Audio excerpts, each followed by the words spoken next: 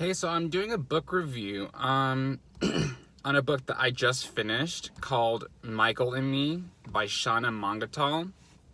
So if you're a Michael Jackson fan, you've probably heard of her name by now. She's on YouTube, she has an Instagram account, and this book came out, I would have to say, 3 years ago by now.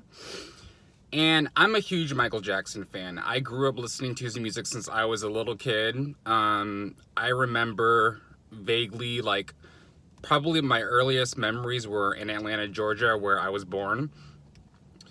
And my dad would be playing, like, the Bad album on vinyl, and my mom would have us, like, clean up the house, and we would be listening to that record, like, on repeat.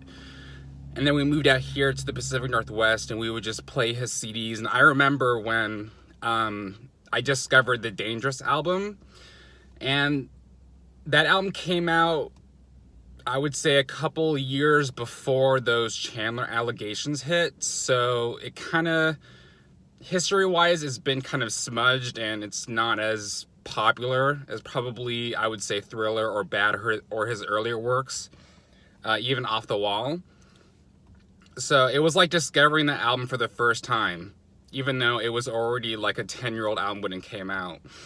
And I just remember the tracks like She Drives Me Wild and Jam, and I memorized those lyrics, and I loved that era so much.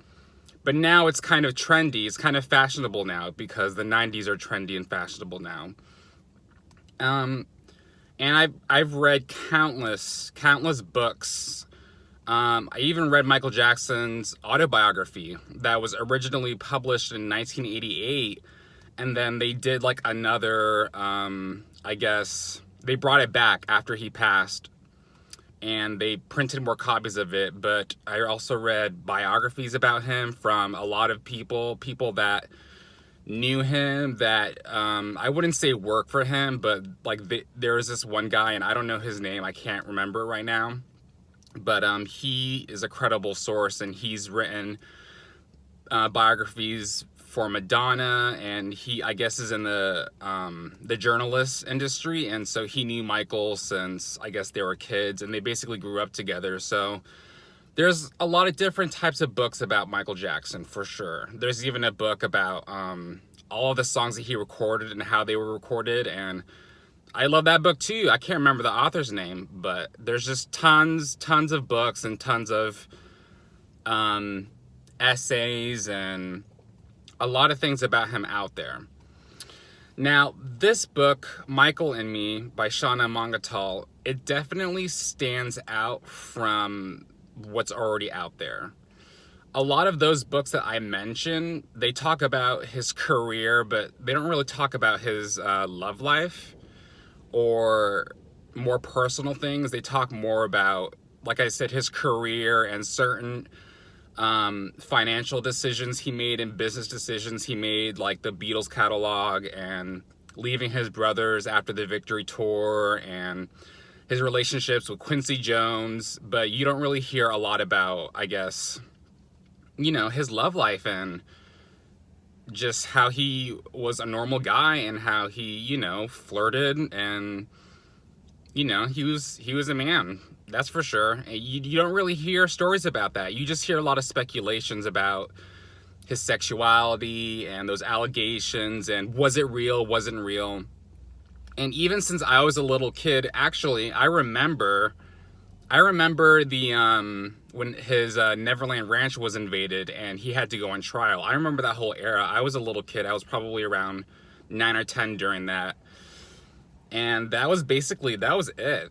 He, and Shauna Mongetal, she talks about it too, but that was basically the straw that broke the camel's back. He didn't last long. He lasted maybe 5 or 6 years, and that really broke him down.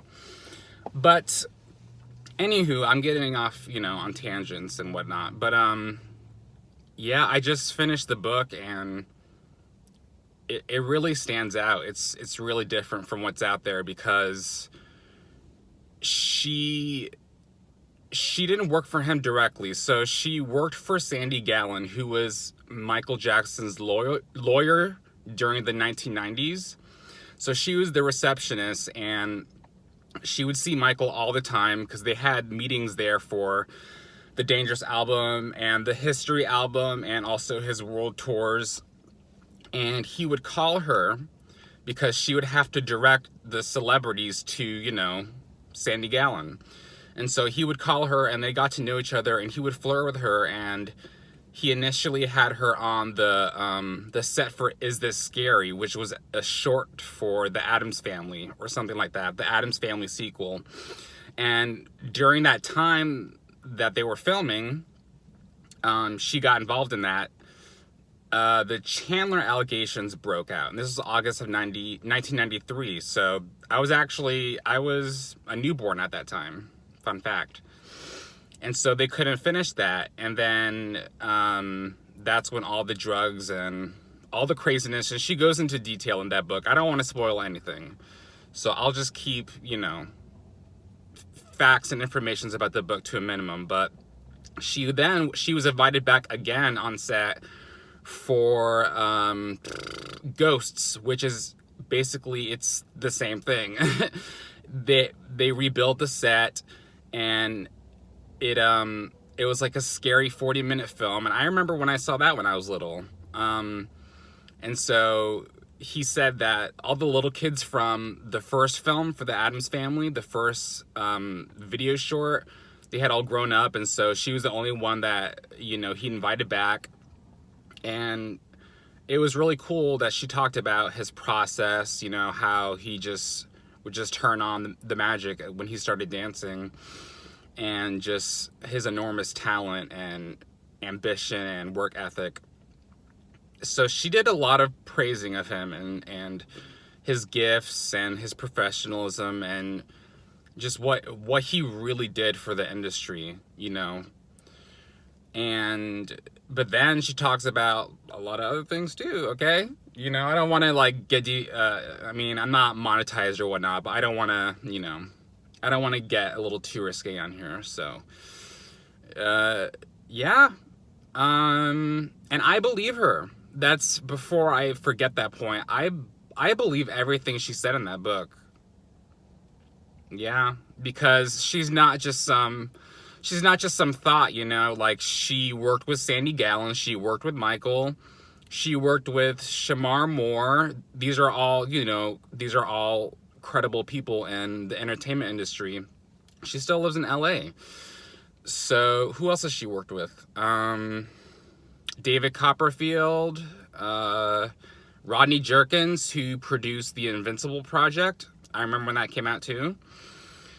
And she's friends with a lot of these people to this day. I mean, I think Sandy actually passed away a couple years ago, and Michael passed away too. But she's a credible source. So for me, as a guy, I don't see a reason to discredit her or to call her out on bluff. I don't. And I've read a lot of her comments on YouTube, and a lot of people are saying that she's a liar and that they just don't believe it. And, you know, I mean, why would you not believe it? Michael was a guy. He had, you know, he had his needs and wants as a guy. So you know, he wasn't a perfect angel. And she definitely goes into that in her book, that he was not perfect at all. He was far from it. He had a lot of issues, especially his issues with the women in his life, because he was married to Lisa and he was married to Debbie Rowe. And the book was heartbreaking because she goes into that as well. Just her going through that and finding out that he was married and that he had children during that whole time that they were together. I don't want to spoil the book, but that was heartbreaking. Like, the book really was heartbreaking. It was interesting to see a different side of Michael that really no one talks about and that no one knows. But I just wanted to, like, you know, go back in time and just give her a big hug. Like, I felt so sorry for her. And even listening to her words, she's extremely likable and sweet, you know. There's nothing in her that's callous, or she doesn't have an agenda at all, because she knew him for 20 plus years.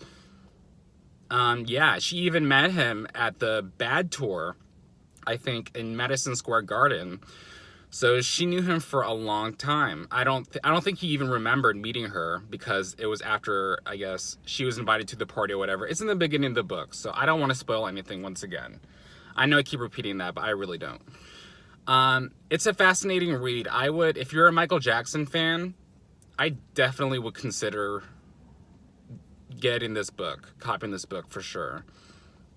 Yeah, and it's a really touching book, and it's heartbreaking too. It's sad, but it's funny because she also talks about meeting other celebrities, because she still works in the entertainment industry. And yeah, it's a great read. I don't know what else to say right now. I'm filming this video like in the parking lot of my gym, so I'm not gonna do any edits because I'm not a fancy YouTuber. So yeah.